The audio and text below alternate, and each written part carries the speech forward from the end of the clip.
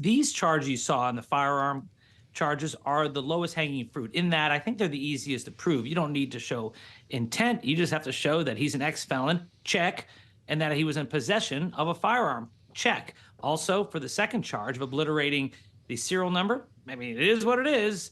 Those are good charges. They can get you up to 10 years in prison per charge, and they'll keep him in lockdown, in jail, pending trial, because the feds are making the argument to the magistrate that this guy is a threat to the community, is a danger. And so he's not going to get out before trial. And I do expect that there may be other charges forthcoming, perhaps aggravated assault with a firearm against a federal law enforcement officer. According to reports, he pointed his AR or AK-47 style rifle at a Secret Service agent. That'll get you up to 20 years if they decide to pursue that charge. Wow. We heard from your governor, Ron DeSantis, who says, quote, "We're going to do a state-level investigation," asked in a news conference a short time ago by reporters this morning. He says, quote, "We do believe there were multiple violations of state law."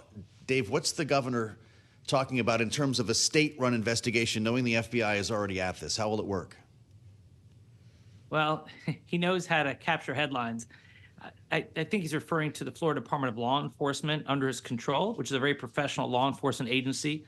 And I guess they're going to be doing a separate investigation. That's in addition to the investigation by the Secret Service and in addition to the investigation by Congress, a bipartisan investigation that incorporates the first attempted assassination. So this is just yet another layer of investigations, and I'm sure, it'll be a popular move in MAGA world. And does that make a case like this inherently more complicated if you have so many different players seeking similar answers, Dave, or is it actually helpful to have state and federal and congressional officials all involved? Well, Kaylee, the investigation by DeSantis and by Congress is not as to whom shot or fired the gun. It's how did it get to that point? What breakdowns occurred within the Secret Service? They're trying to fix the issues within Secret Service. And that's why the feds are better equipped at it than the state. Now, to my knowledge, DeSantis is not duplicating the federal investigation of this particular crime because there's not going to be state charges here. This is a federal case where there will be federal charges. So I think what Governor DeSantis is talking about is to investigate how someone was able to breach the shrubbery, the property of Mar-a-Lago without Secret Service, the golf club without Secret Service knowing about it. So, some would call that political, others would call it smart politics, whatever it is. I don't think it's necessarily important right now. I think the most important thing is to fix the problems within the Secret Service and to also make sure you've got the right charges against this guy so he's held accountable to the fullest extent of the law. Dave, how would any American go about acquiring an AK-47, a foreign-made semi-automatic weapon? Joe, with all the talk about we need more money for Secret Service to guard the president and the former president, with all the talk about the heated rhetoric in our political culture, why aren't we talking about the easy access to guns, especially weapons of war, semi-automatic weapons that are used in mass shootings? Perhaps it's a little too easy for a guy with a lengthy felony rap sheet to get access to this AK-47 style rifle. Maybe we should discuss that, but it doesn't seem like the politicians want to have that conversation. They'd rather talk about the fact that Democrats are using overheated language and Trump's using overheated language. Yeah, okay, well, there's some of that on both sides. But if we're not going to talk about easy access to guns, then I think you're not really dealing with the problem. Dave, just to have an understanding, given one of the crimes he was charged with is possessing a firearm despite being a felon, it was illegal for him to have this weapon, right? This was not something obtained legally. He couldn't own guns legally, is my understanding.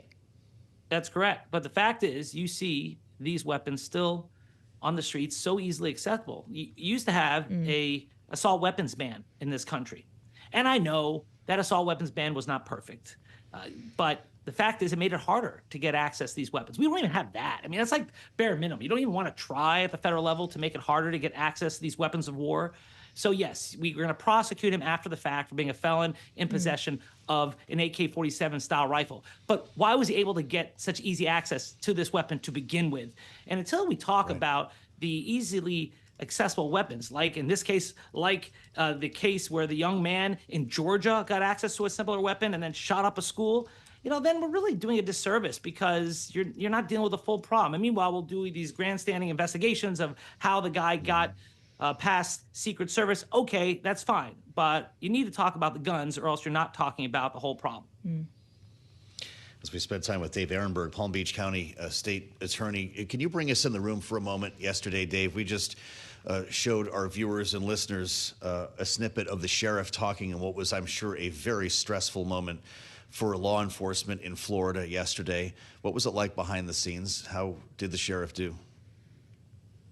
Sheriff was great, and he really led the coordinated effort among local, state, and federal officials. It was like you would imagine it. There were no turf wars. We met beforehand around a table and discussed who would go first, and we at the state level were going to go first with a motion for pretrial detention so this guy would not slip through the cracks and be released. We were going to go first with the warrants to arrest him for state crimes. And then after the press conference, the federal officials told me that they had decided to move forward with charges. And so we then stood down. And that's the way it should be. There was no turf war. We are happy to defer to the feds. They're the right agencies to deal with this.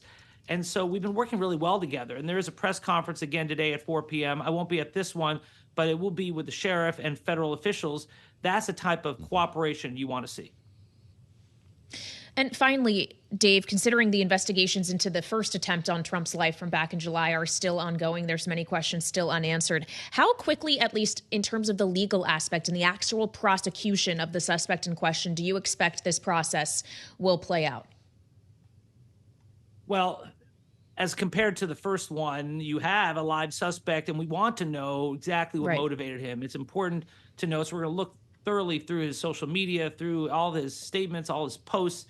And what we're seeing right now is a guy who has a screw loose, who is very zealous about the war in Ukraine, and he's on the right side of that one, thinking that the Ukrainians are the good guys and the Russians are the bad guys in this one. Yes, I would agree, but he seems to take everything a step too far. He's out there trying to recruit Afghans to fight in the war, and he's so upset about what's happening that he's going to get a semi-automatic weapon and try, apparently, to assassinate a former president. He's lost his sense of morality. If he's able to see the good in the Ukrainians and the bad in Putin, but unable to see how evil his alleged act would have been to try to kill former President Trump. So, yeah, clearly he's not all there. But then again, normal people don't try to commit crimes like this. Dave, we're out of time, but I have to ask you about something that just emerged from court earlier. This court filing about this individual finds that he apparently was camped out waiting for Donald Trump to appear for more than 11 hours, that he was in that so-called shooter's nest that Brian Gant referred to for 11 hours, according to cell phone location data obtained by the FBI. Does that in any way change the contours of this case and the way you're looking at it? No, this has always been an investigation of an attempted assassination of the former president. The fact that he hid for 11 hours does help us understand how he got by Secret Service, which was all over Mar-a-Lago. But it is a little too easy to sneak through the bushes and to look through that fence. But fortunately, the Secret Service saw him before he could do anything. And the Secret Service are the only ones, according to my information, that fired shots. After shots were fired against him, he then ran and fled. But it does show you the lengths people will go to try to do bad things.